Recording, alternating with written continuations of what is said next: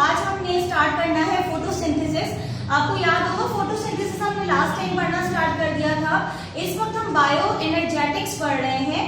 Bio energetics में हमने क्या पढ़ा था कि बायोलॉजिकल मॉलिक्यूल्स जो है यानी कार्बोहाइड्रेट, प्रोटीन, लिपिड, ये सारी चीजें कैसे बनती हैं बायोलॉजिकल क्या कहते हैं बायो एनर्जेटिक्स के थ्रू। ठीक है, हमने ये देखा था कि प्लांट जो है वो फोटोसिंथेसिस के थ्रू या रेस्पिरेशन के थ्रू अपना फूड प्रिपेयर करते हैं और फिर इसके बाद उस फूड को क्या करते हैं, उस फूड को केमिकल एनर्जी और हीट एनर्जी में कन्वर्ट करने के बाद एनर्जी रिलीज करते हैं और बॉडी के नॉर्मल फंक्शंस जो है वो परफॉर्म करते हैं। ठीक है, इसके बाद हमने फोटोसिंथेसिस को पढ़ा था कि फोटोसिंथेसिस किसे कहेंगे, यानी breakdown of manufacturing of food in the presence of sunlight, chlorophyll, carbon dioxide and water is known as photosynthesis.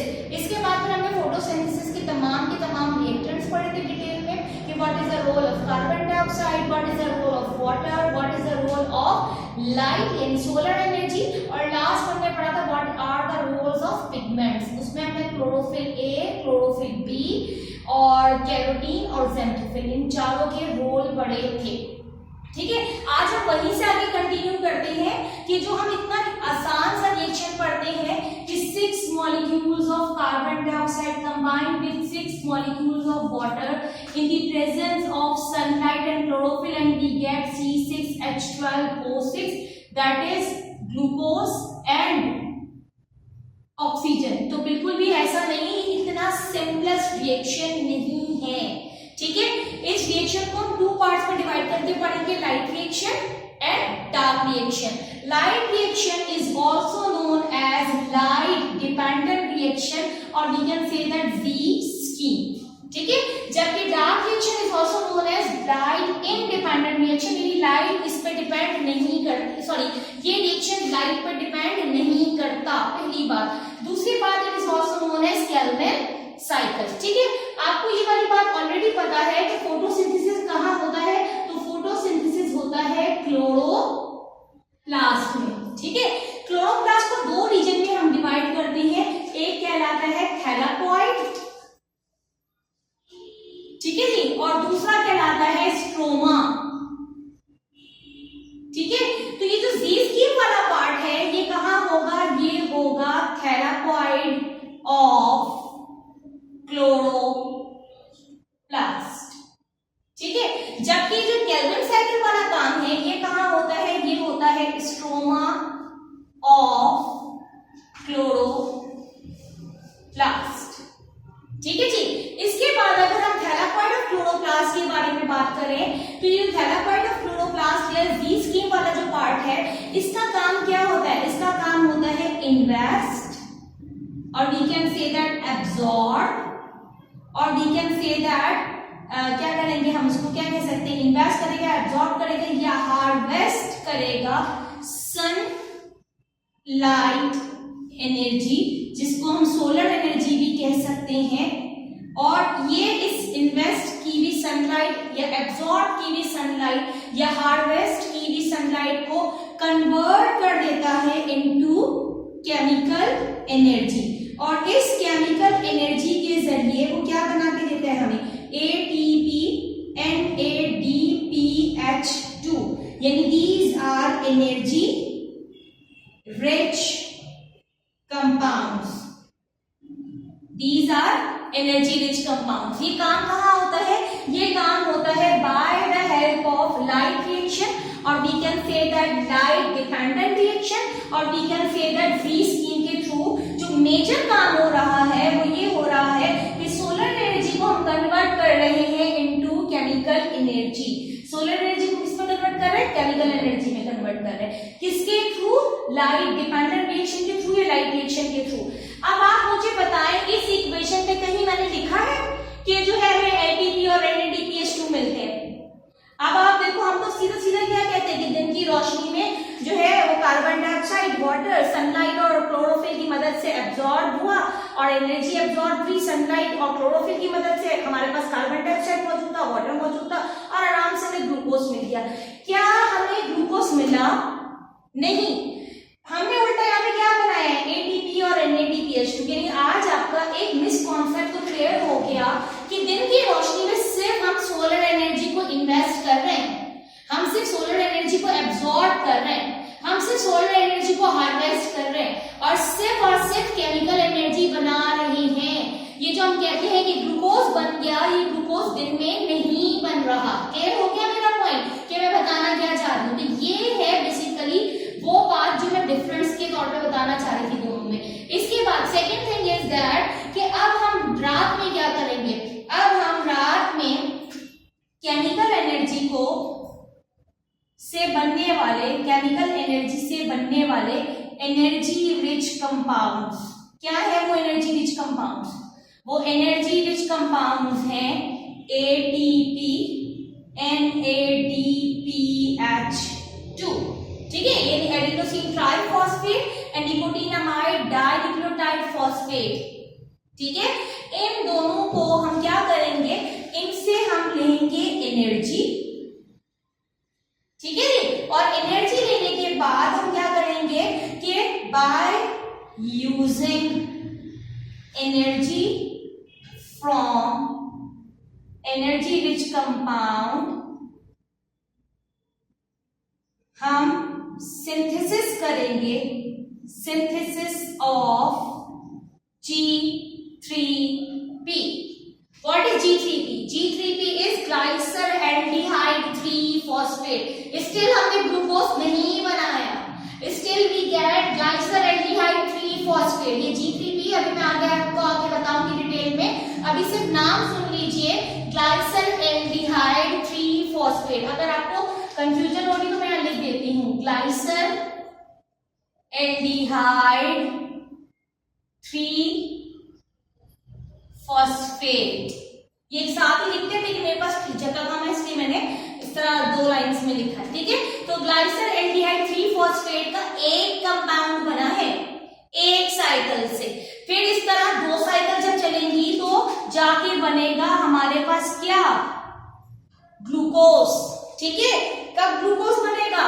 After 2 turns, के 2 मरतबा जब ये साइकिल घूमेगी जब जाके हमारे पास एक ग्लूकोज का कंपाउंड बनेगा। तो रात भर हम ATP और NADPH2 प्लांट्स यूज करते रहेंगे और रात भर यूज करके हमें क्या बना के देते रहेंगे? ग्लूकोज बना के देते रहेंगे। यानी जो हम इतना रिएक्शन इतना इजी से पढ़ते हैं ना कि 6 मॉलिक्यूल कार्बन डाइऑक्साइड के और 6 मॉलिक्यूल वाटर के कंबाइन हो गए एंड आसानी से बड़ी कोई मजे से हमने जो है वो ग्लूकोज और ऑक्सीजन में प्रोडक्ट हासिल कर लिया। ये इतना आसान काम नहीं है। दिन में हम इसका 1% यानी हम समझे सिर्फ हम दिन में पैसा कमा रहे हैं, ठीक है। ये आप समझ लीजिए कि आपने दिन भर मेहनत मजदूरी की है प्लांट में और पैसा कमाया है। ATP एक अकाउंट था उनका, उस अकाउंट में इन्होंने पाकिस्तानी रुपी कमा के भर दिए, ठीक है। NADPH एक इनका जो है वो अमेरिकन अकाउंट था, इस अमेरिकन अकाउंट में इन्होंने पैसे भर दिए अमेरिकन करेंसी कमा के। ये सिर्फ इन्होंने क्या काम किया? दिन में किया। अब रात में वही जो पैसा इन्होंने जो कमाया था वो पैसा यूटिलाइज किया, इस्तेमाल किया और इस्तेमाल करने के बाद अपनी जरूरत की चीजों को फुलफिल किया। क्लियर हो गई मेरी बात? ये काम कहाँ हो रहा है? ये काम हो रहा है लाइट की एब्सेंस में और ये वाला काम लाइट की प्रेजेंस में हो रहा है। अब जल्दी से स्क्रीनशॉट लीजिए, जो बात समझ ना आए वो मुझसे पूछिए जल्दी बेटा। बात समझ आई है? यस और नो, और स्क्रीनशॉट लेके ओके का मैसेज करेंगे। जी बेटा, बात समझ आ गई? डन, यानी स्क्रीनशॉट तो हो गया। आप मुझे बताएं बात समझ आई? यस, सिर्फ रोमेंसा का मैसेज आया यस, बाकियों को नहीं समझ आई? बाकियों को बात समझ आई है? ठीक है जी, चले आ गया मैसेज, थैंक यू बेटा। चले अब आगे चलते हैं, यहीं से कंटिन्यू करते हैं इसी बात से। इससे पहले कि मैं आपको डायरेक्टली लाइट रिएक्शन की तरफ लेके जाऊं, कुछ पर्टिकुलर टर्मिनोलॉजीज मुझे समझानी है, क्योंकि अगर हमें वो टर्मिनोलॉजी समझ आई नहीं होंगी तो हम आराम से आगे पढ़ लेंगे, वरना अदरवाइज हमें पढ़ना मुश्किल हो जाएगा, ठीक है। तो पहले कुछ टर्मिनोलॉजीज समझ लीजिए जल्दी जल्दी, जो कि बेसिक टर्मिनोलॉजीज है बायो एनर्जेटिक्स की। अगर वो टर्मिनोलॉजीज नहीं समझ आई होंगी तो हमारे लिए कॉम्प्लिकेटेड हो जाएगा। तो पहली चीज जो आपको समझ आनी चाहिए वो है ऑक्सीडेशन, ठीक है। ऑक्सीडेशन की मीनिंग अगर वैसे तो इसकी बहुत सारे डेफिनेशन बताते, लेकिन विद रेस्पेक्ट जो अगर मैं बायो एनर्जेटिक्स बताऊंगी तो सीधा सीधा ऑक्सीडेशन को मैं लिखूंगी डिहाइड्रेशन।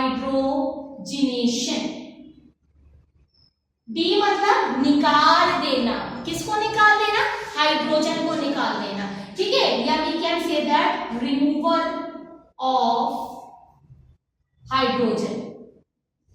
ठीक है, कहीं से भी अगर आपको रिमूवल ऑफ हाइड्रोजन नजर आए तो सीधा सीधा आपके दिमाग में आ जाना चाहिए कि क्या हो रहा है, ऑक्सीडेशन। क्या हो रहा है, ऑक्सीडेशन। इसी तरीके से एक दूसरी टर्मिनोलॉजी है और वो है रिडक्शन। रिडक्शन का मतलब है हाइड्रोजिनेशन।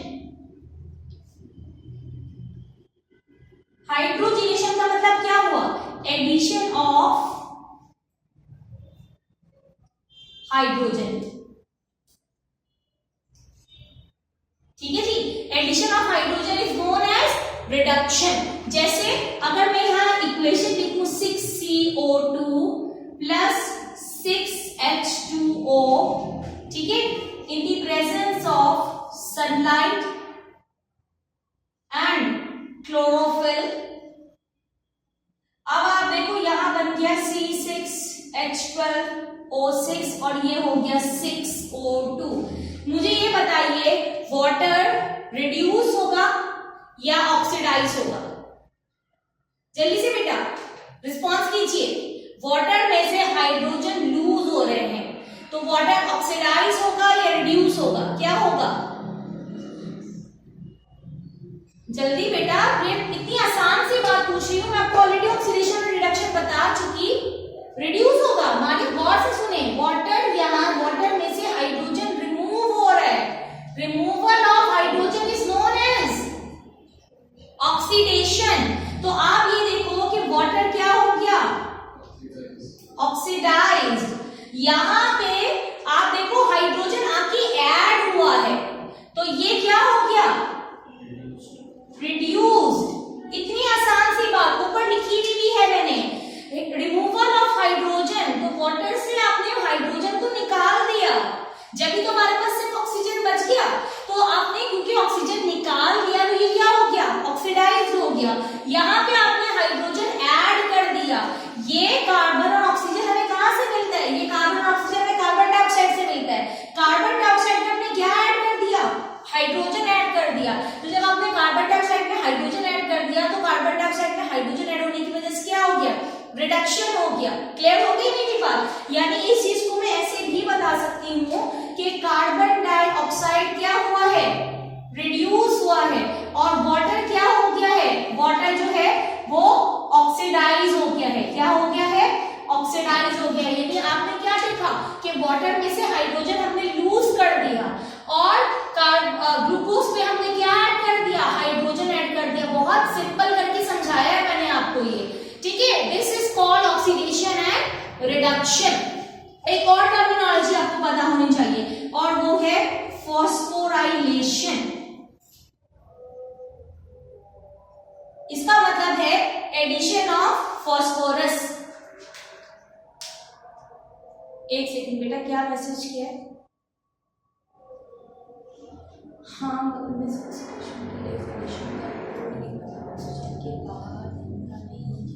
ना बेटा, नहीं ऐसा नहीं है। आप इसको यहाँ पे विद रेफरेंस टू बायोएनर्जेटिक्स याद रखोगे और बायोएनर्जेटिक्स के लिए इतना याद रखना इनफ है कि removal of hydrogen is known as oxidation and addition of hydrogen is known as reduction. आपको यही दो चीजें होती नहीं नजर आएंगी, ठीक है। तो आप बस इस चीज को जहन में रखिएगा, ऑक्सीडेशन और रिडक्शन को।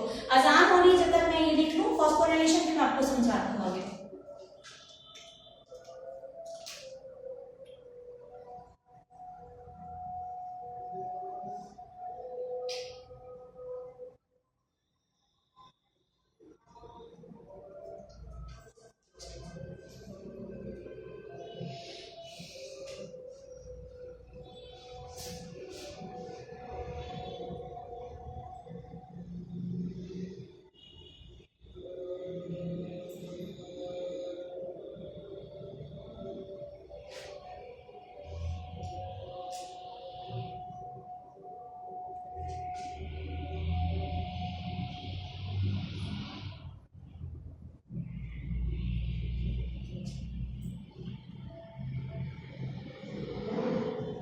चले बेटा, अजान हो चुकी है।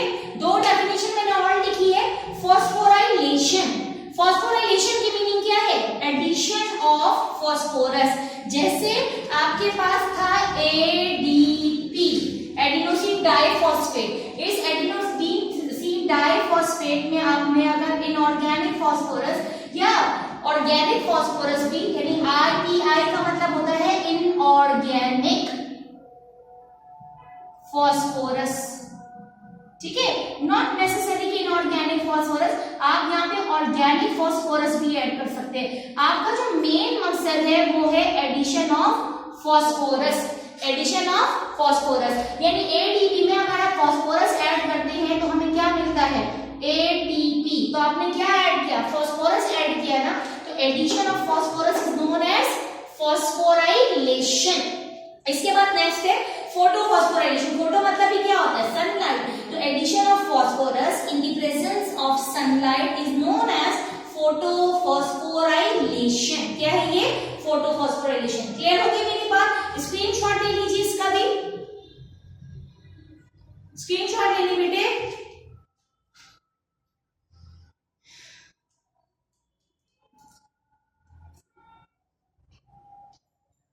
हो गया, ओके का मैसेज तो कर दे बेटे।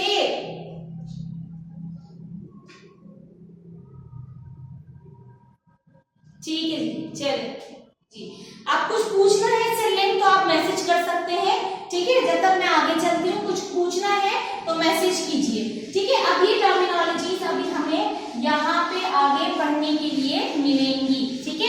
पहले मैं जरा जल्दी से जी स्कीम ड्रॉ कर लूं ताकि आपको समझा सकूं क्या हम करने क्या जा रहे हैं, पढ़ने क्या जा रहे हैं, ठीक है।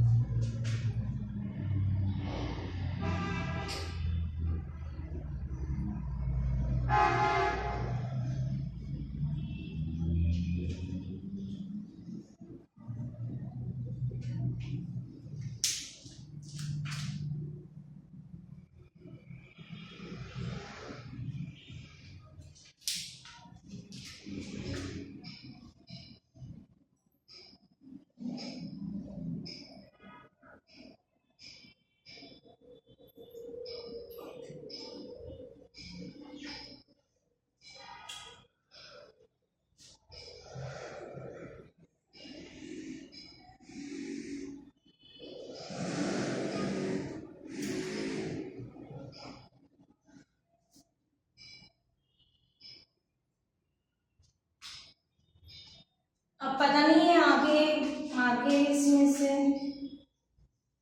ये बोर्ड आएगा या नहीं आएगा।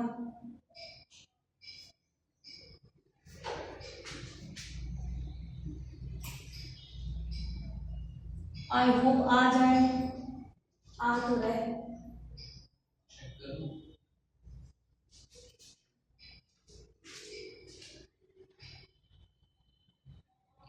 आ रहे हैं।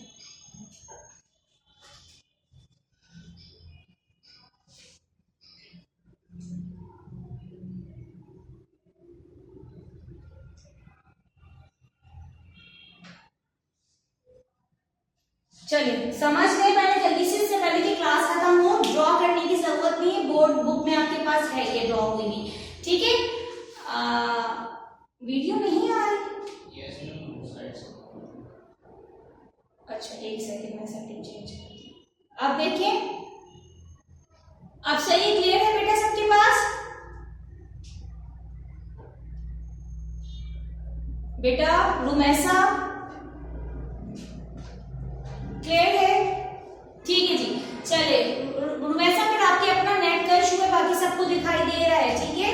आप देखो अपने नेट के इशू को। हाँ रुमैसा आपके घर के नेट का इशू है, ठीक है। अब सामने देखिए आपके पास, जल्दी से आपके पास फोटो सिस्टम 2 में कौन सा पिगमेंट मौजूद होता है? क्लोरोफिल ए मौजूद होता है। क्लोरोफिल ए के बारे में शायद आपने रिकॉर्डेड वीडियोस भी देखी होंगी। मैंने उस दिन ही बताया था कि जो क्लोरोफिल ए है इसकी मैक्सिमम जो एब्जॉर्प्शन है, ऑप्टिमम ऑब्जॉर्प्शन जो है, ये ऑप्टिमम एब्जॉर्प्शन करता है एट 660 नैनोमीटर, ठीक है। कब? जब ये थैलाकोइड का पार्ट होता है। जब ये फोटो सिस्टम 2 का पार्ट होता है तो उस वक्त ये 680 नैनोमीटर लाइट एब्जॉर्ब करता है, और जब ये फोटो सिस्टम 1 का पार्ट होता है तो ये 700 नैनोमीटर तक लाइट एब्जॉर्ब कर सकता है। यानी वैसे नॉर्मली जब ये थैलाकोइड का पार्ट है तो उसके पास एबिलिटी है 660 नैनोमीटर की लाइट एब्जॉर्ब करने की, लेकिन when it is a part of photo system 2 और it is a part of photo system 1, ये ऑप्टिमम एब्जॉर्बिंग लाइट एनर्जी जो है वो बढ़ जाएगी। यहाँ पे हो जाएगी ऑलमोस्ट अप टू 680 नैनोमीटर, और यहाँ हो जाएगी ऑलमोस्ट अप टू 700 नैनोमीटर। ये याद रखिएगा ये वाली बात, ठीक है। अब हुआ ये कि बिल्कुल सुबह हुई है, फजर का टाइम है, ये जो साइकिल चलेगी ये डॉन और डस्क के टाइम पे चलेगी, ठीक है। मैं लिख देती हूँ डॉन एंड डस्क, यानी बिल्कुल फजर के वक्त और बिल्कुल मगरिब के वक्त जब हल्की रोशनी होती है उस वक्त ये काम हो रहा है। क्लियर हो गई मेरी बात? अब हुआ ये कि अभी हल्की सी रोशनी आई है और सनलाइट जो है वो क्या हुआ, उस सनलाइट को फौरन ही एब्जॉर्ब कर लिया किसने? फोटो सिस्टम 2 ने। जैसे ही सनलाइट फोटो सिस्टम 2 एब्जॉर्ब करेगा, फौरन ही यहाँ पे 2 इलेक्ट्रॉन्स जो है वो रिलीज हो जाएंगे, और ये रिलीज होके प्राइमरी इलेक्ट्रॉन एक्सेप्टर तक पहुंच जाएंगे। और ये प्राइमरी इलेक्ट्रॉन एक्सेप्टर तक कैसे पहुंचेंगे? Bye electron transport chain. किसके जरिए? Electron transport chain. इतना मुश्किल नहीं, जरा गौर से सुनिएगा कि सनलाइट एब्जॉर्ब होते ही फोटो सिस्टम 2 से 2 इलेक्ट्रॉन रिलीज हुए और इलेक्ट्रॉन ट्रांसपोर्ट चेन के जरिए प्राइमरी इलेक्ट्रॉन एक्सेप्टर तक पहुंच गए। ये वाली बात नहीं समझ आ रही है? बहुत इजी सी बात बताई है मैंने कि सनलाइट एब्जॉर्ब होते ही फोटो सिस्टम 2 ने सनलाइट को एब्जॉर्ब किया, एब्जॉर्ब करते ही 2 इलेक्ट्रॉन्स जो है वो रिलीज किए और वो किसके पास चले गए? प्राइमरी इलेक्ट्रॉन एक्सेप्टर के पास चले गए। यहाँ 2 होल्स क्या हो गए? एम्प्टी हो गए। देखिए मैंने लिखा हुआ भी है एम्प्टी होल्स, ठीक है। अब क्या होगा? अब यहाँ पे वाटर का ब्रेकडाउन होगा। अब आप देखो वाटर टूटा, 2 हाइड्रोजन आयंस मिले हमें, हाफ O2 का मतलब क्या है? मैं यहाँ लिख के बताती हूँ, हाफ O2, 2 से 2 कैंसिल, इसका मतलब हमारे पास क्या है? एटॉमिक ऑक्सीजन है ये क्या है? Atomic oxygen. हाफ O2 का मतलब है ये है atomic oxygen, plus we get 2 electrons. ये जो 2 इलेक्ट्रॉन्स हमें मिले हैं ये इन दोनों एम्प्टी शेल को क्या कर देंगे? फिल कर देंगे। क्या कर देंगे? फिल कर देंगे। जैसे ही ये 2 एम्प्टी शेल्स फिल हो जाएंगे, ये 2 एम्प्टी जो होल्स हुए थे ये खत्म हो गए, ये पूरे फुल हो गए, अपनी जगह दोबारा जैसे थे वैसे हो गए। यहाँ तक की बात हजम हो गई बेटा? क्योंकि बच्चों को यही वाली बात हजम नहीं हो रही होती है।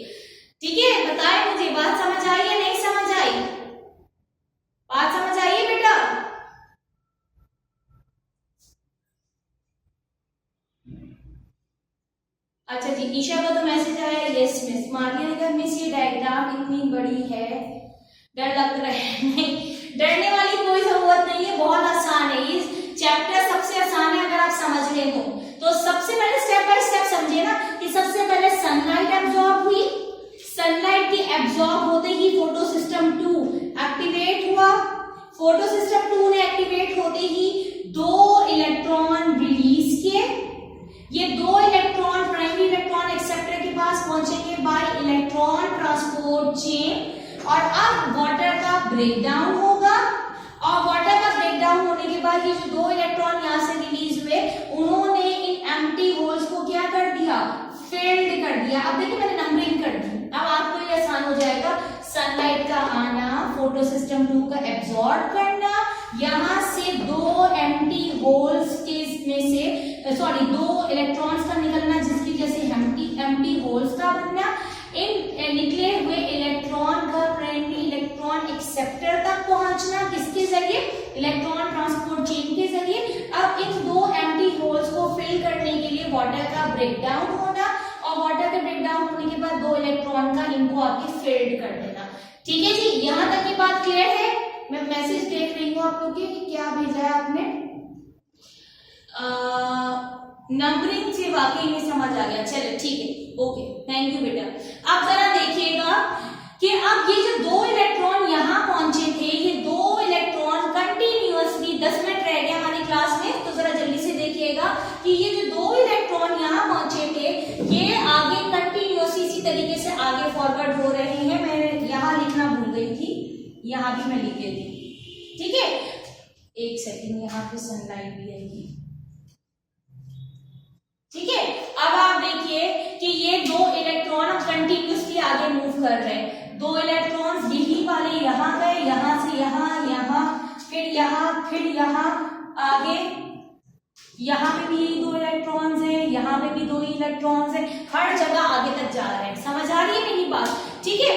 अब क्या हुआ, ये जो इलेक्ट्रॉन थे ये एक प्लास्टोक्विनोन के पास है। प्लास्टोक्विनोन क्या है, प्लास्टोक्विनोन एक खास किस्म का हमारे पास मॉलिक्यूल है जो एक्टिविटी करेगा, समझने की तरीके का एंजाइम है, जो कॉपर इसमें मौजूद होता है और आयरन इसमें मौजूद होता है। और ये क्या करता है, ये इलेक्ट्रॉन को इलेक्ट्रॉन ट्रांसपोर्ट चेन के जरिए आगे ट्रैवल करवाता है, आगे भेजता है। तो प्राइमरी इलेक्ट्रॉन एक्सेप्टर से इसने 2 इलेक्ट्रॉन लिए और उन 2 इलेक्ट्रॉन को इसने किसको दे दिया, साइटोक्रोम कॉम्प्लेक्स याद रख लो तो ज्यादा आसान है। साइटोक्रोम B6 और D और F होता है। इसको अगर आपके लिए याद करना मुश्किल है तो उसकी जगह आप याद रख लो साइटोक्रोम कॉम्प्लेक्स के 2 इलेक्ट्रॉन PQ, प्लास्टोक्विनोन भी अगर मुश्किल हो रहा है तो आप इसको याद रख लो प्लास्टोक्विनोन की बजाय PQ, ठीक है, कि 2 इलेक्ट्रॉन PQ के जरिए साइटोक्रोम कॉम्प्लेक्स के पास पहुंच गए। ठीक है जी। अब जब साइटोक्रोम कॉम्प्लेक्स के पास पहुंचे हैं तो यहाँ 3 काम होंगे, वो मैं लिख रही हूँ। नंबर 1, एक तो वही इलेक्ट्रॉन ट्रांसपोर्ट चेन के वही जो इलेक्ट्रॉन्स थे वो देखिए आगे वो साइटोक्रोम कॉम्प्लेक्स से आगे प्लास्टोसाइनिन के पास है। तो नंबर 1 तो वही इलेक्ट्रॉन ट्रांसपोर्ट चेन चलेगी। नंबर 2 होगा कि यहाँ पे होगा प्रोटॉन पंप।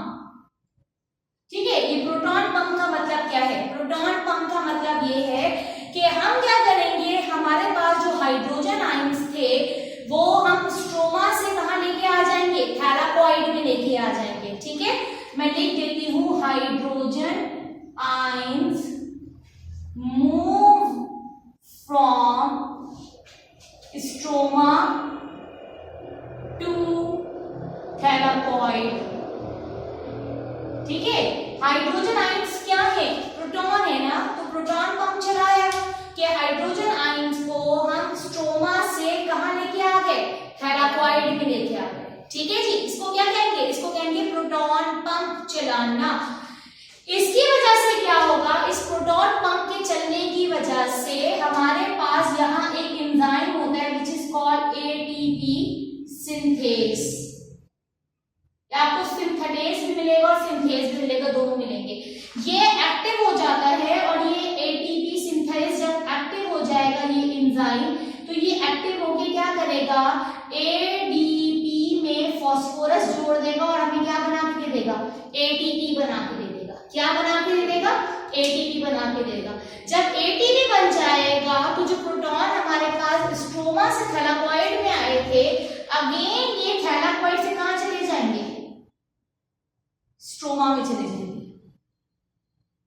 ठीक है, और ये पूरा जो सिस्टम है ये कहलाता है प्रोटॉन पंप। मैं दोबारा से बता रही हूँ, मुश्किल नहीं है, जरा मेरी वर्डिंग को गौर से सुनिएगा मैं क्या कह रही हूँ कि जो इलेक्ट्रॉन प्राइमरी इलेक्ट्रॉन एक्सेप्टर से आए थे वो प्लास्टोक्विनोन ने उनको एब्जॉर्ब किया। प्लास्टोक्विनोन ने उन इलेक्ट्रॉन्स को किसको दे दिया, साइटोक्रोम कॉम्प्लेक्स को दे दिया। तो पहला काम क्या हुआ, इलेक्ट्रॉन ट्रांसपोर्ट चेन चली, सही है। दूसरा काम क्या हुआ, प्रोटॉन पंप चला। प्रोटॉन पंप का मतलब क्या है कि हमारा ये काम कहाँ हो रहा है, मैंने अभी आपको जब ये आज का लेक्चर स्टार्ट किया था मैंने कहा था ना कि जी स्कीम कहाँ होती है, जी स्कीम होती है थैलाकॉइड में। ठीक है, तो स्ट्रोमा में क्या मौजूद था, स्ट्रोमा में मौजूद था हाइड्रोजन आयन। हमने हाइड्रोजन आयन को स्ट्रोमा से थैलाकॉइड में मूव करवाया। तो प्रोटॉन पंप में पहला काम क्या हुआ, movement of hydrogen ion from stroma to thylakoid. ठीक है, इसके बाद फिर क्या हुआ, इसके बाद आप ये देख रहे हैं कि एटीपी बना। ठीक है, और इस एटीपी के बनने के बाद, एटीपी बनने के लिए क्या यूज हुआ, एटीपी के बनने में एटीपी सिंथेज यूज हुआ। ये क्या है, ये एंजाइम है। एटीपी सिंथेज बनने के बाद हमारे पास एटीपी जब बन गया है तो एटीपी बनने के बाद यही हाइड्रोजन आयन थैलाकॉइड से वापस कहाँ चले जाएंगे, स्ट्रोमा में चले जाएंगे। कहाँ चले जाएंगे, स्ट्रोमा में चले जाएंगे। और इस तरीके से हमारे पास एटीपी बन गया। ये जो प्रोटॉन पंप वाला काम है और उसके जरिए एटीपी बनना है, this is known as कीमियो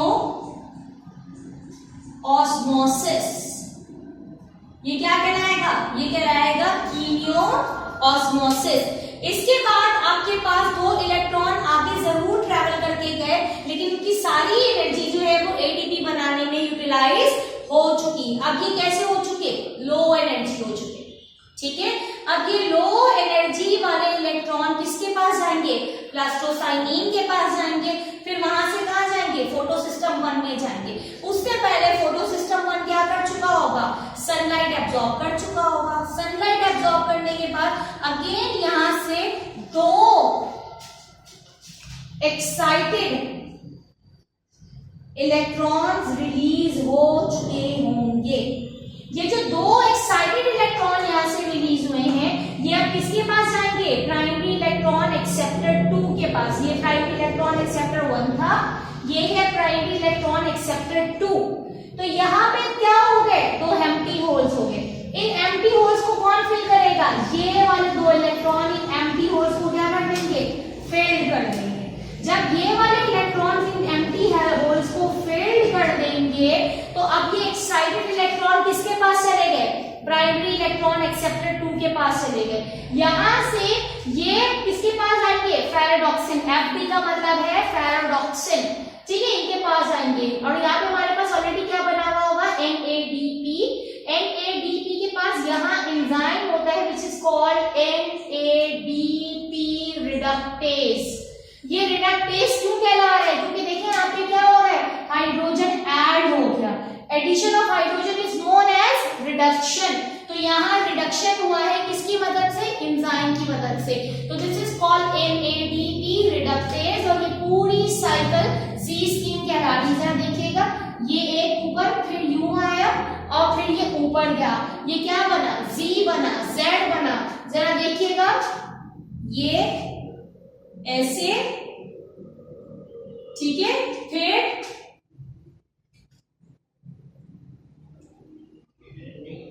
N भी कह सकते हैं। और वैसे इसको जो साइंटिस्ट थे उन्होंने इसको जी स्कीम का नाम दिया है। ये देखिए ऑलमोस्ट जेड वाली शेप बन रही है, इसीलिए क्या कहलाती है, इसीलिए कहलाती है जी स्कीम। मुझे पता है आप लोग परेशान होंगे कि मिस ये क्या आपने पढ़ाया और ये सर से हमारे भाग गया, आधी बात तो समझ आ गई, फिर इसके बाद ये कुछ अजीब हो गया। देखें, ये वाला जो टॉपिक है आपके 2 या 3 लेक्चर में जाके फुल कंप्लीट होगा। ठीक है, तो आप आज के लिए जितनी बातें हजम हो गई उनको हजम कर ले, अपना हाजमा मत खराब कीजिएगा, बाकी बातें कल के लिए रख लीजिएगा, लेकिन इसको बुक से जरूर रीड कीजिएगा। याद क्या रखना है आपने कि यहाँ से 2 इलेक्ट्रॉन्स पहले क्या हुए, रिलीज हुए सनलाइट एब्जॉर्ब करके, और ये एक्साइटेड इलेक्ट्रॉन्स थे किसके पास गए, प्राइमरी इलेक्ट्रॉन एक्सेप्टर के पास गए, वहां से किसके पास गए, प्लास्टोक्विनोन के पास गए, वहां से किसके पास गए, साइटोक्रोम कॉम्प्लेक्स। सिर्फ साइटोक्रोम कॉम्प्लेक्स वाला पार्ट थोड़ा सा कॉम्प्लिकेटेड है, वरना हर जगह सिर्फ सिंपल इलेक्ट्रॉन मूव कर रहा है और कुछ भी नहीं हो रहा। सीधे सीधी बात है कि हर जगह से सिर्फ 2-2 इलेक्ट्रॉन मूव कर रहे हैं और कुछ भी कॉम्प्लिकेटेड नहीं है। सिर्फ साइटोक्रोम कॉम्प्लेक्स वाला पार्ट थोड़ा सा डिफिकल्ट है कि वहां प्रोटॉन पंप भी चल रहा है, और उस प्रोसेस को हम क्या कहेंगे, हम उस प्रोसेस को कहेंगे कीमियो ऑस्मोसिस। चलिए, अब अगर आपको कुछ पूछना है तो पूछ लीजिए, और परेशान मत हो इस टॉपिक को लेके कि मिस ये बहुत ही कुछ अजीब है और मुश्किल है। तो ये बिल्कुल भी अजीब नहीं है, मुश्किल नहीं है। हाँ, थोड़ा सा जाएगा, आप पहली मर्तबा पढ़ रहे हैं तो थोड़ा सा आपको कॉम्प्लिकेटेड लगेगा, कल मैं इसको पॉइंट वाइज समझाऊंगी तो और आसान हो जाएगा। जी बेटा, कुछ पूछना है?